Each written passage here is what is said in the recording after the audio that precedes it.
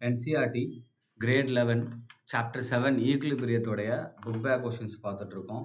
Question number 7.61 the ionization constant of nitrous acid கொடுத்துட்டாங்க. calculate the pH of 0.04 molar sodium nitrate solution and also its degree of hydrolysis அப்படின்னு கேட்டிருக்காங்கப்பா.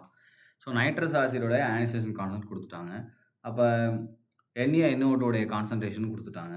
Right, இப்போ நமக்கு என்ன தெரியும், KH that is equal to நமக்கு என்ன வரும், KW divided by KA. கரெக்டா?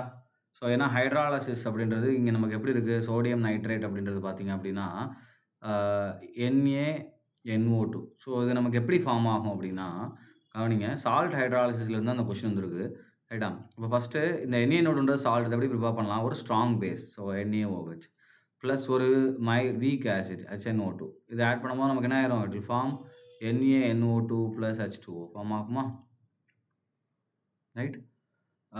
ஸோ அப்போ இங்கே நமக்கு என்ன இருக்குன்னா, ஒரு weak acid and strong base, அதுக்குரிய ஈக்குவேஷன் நான் இங்கே எழுதிருக்கேன். KH that is equal to KW by KA அப்படின்னு கொடுத்துட்டேன்.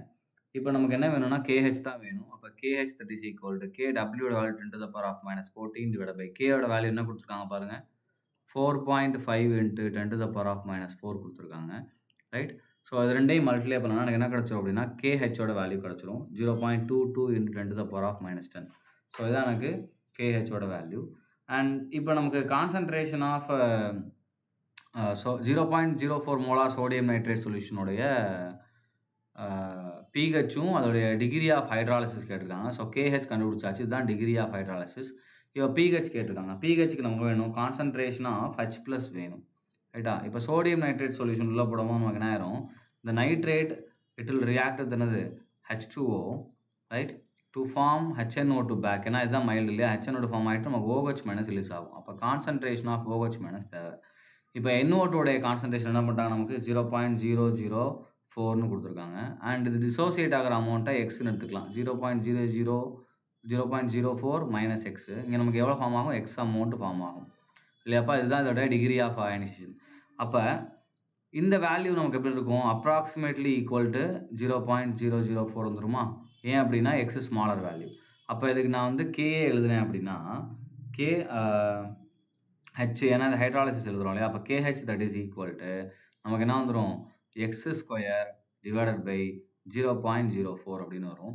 அப்போ KHோட வேல்யூ நம்ம என்ன கண்டுச்சிருக்கோம், 0.022 கண்டுச்சிருக்கோம். அப்போ 0.04 into 0.22 நல்லா கவனிச்சுக்கோப்பா. இப்போ நான் KH வேல்யூ சப்ஸ்டிட் பண்ணுறேன். 22 into 10 to the power of minus 10 that is equal to x².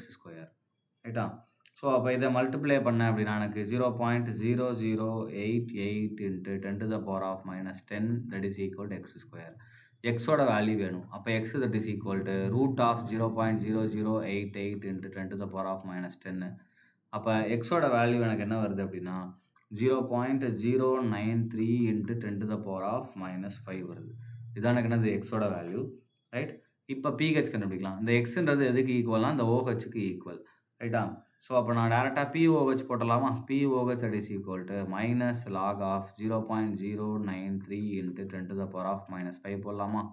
இப்போ இதுக்கு நம்ம லாக் எடுத்தோம் அப்படின்னா எனக்கு POH வேல்யூ 6.027 கிடைக்குதுப்பா. ரைட்டா? அடுத்து PH எப்படி கண்டுபிடிப்போம், 14 minus 6.027. ஸோ அப்போ இதுக்கு எனக்கு என்ன ஆன்சர் வருது அப்படின்னா I am getting 7.97. So PH of the solution நமக்கு என்ன வருது, 7.97 வருது. ஸோ அவங்க கேட்ட எல்லா டேர்மும் நம்ம என்ன பண்ணாது கண்டுபிடிச்சாச்சு. ஸோ ஃபஸ்ட்டு KH கேட்டிருந்தாங்க, டிகிரி ஆஃப் ஹைட்ராலிசிஸ் கண்டுபிடிச்சாச்சு. அடுத்து PH கேட்டிருக்காங்க, so PH of the solution நம்ம கண்டுபிடிச்சாச்சு. ரைட். தேங்க்யூ.